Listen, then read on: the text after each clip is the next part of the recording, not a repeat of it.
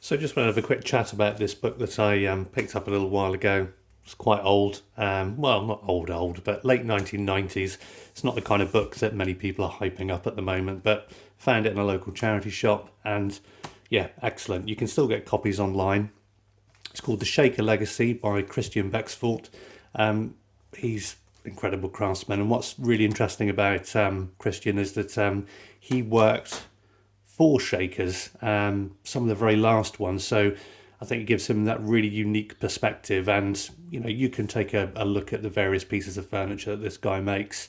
And in addition to that, he's not only just stuck to furniture. I believe from his resume, he's done things like, as would Americans call it, millwork, but I would kind of think of that as just general joinery work from the UK's perspective. So a really rounded knowledge of his craft.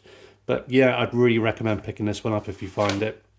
What I found really good about this one is that with so many books, there's often discussions about making something in the shaker style, whereas this one doesn't do that. This one tells you and gives you a really good guide about what shaker furniture is, what it's all about, and you know how their beliefs and motivations contributed to it. In the first section, you get to see how they really innovated with things they did, whether it was basic stoves, things that they did with their chairs, and how their chairs went on to influence people around the world. So that was quite impressive.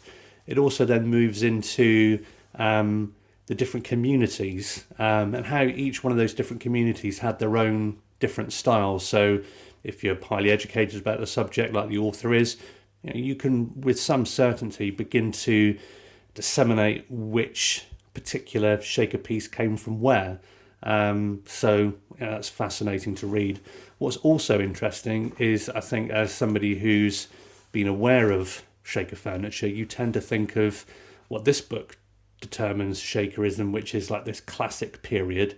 That's what probably most woodworkers are aware of, that, you know, real stuff that you see people want to copy in magazines or whatever it might be, but this one really takes it into different dimensions, where it looks into the primitive, the more early stuff, the things that are made by kind of just nailing boards together, very simple construction, to that classic period that probably a lot of us woodworkers are familiar with, to right up to the Victorian period.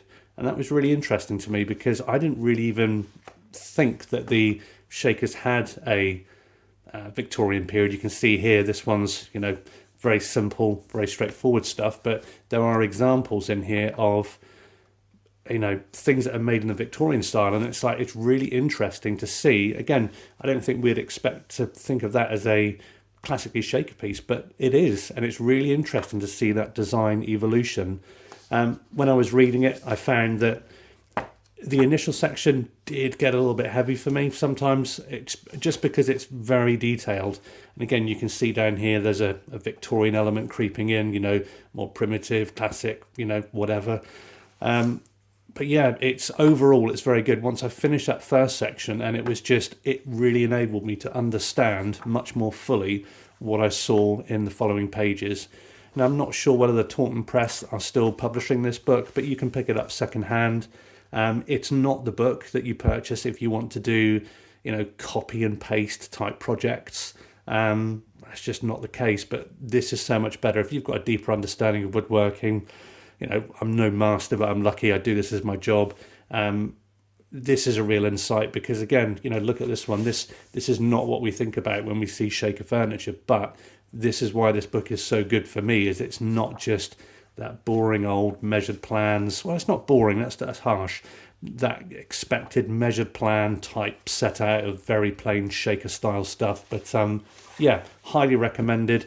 Excellent book to have as a reference and inspiration. And yeah, if you see one, pick one up.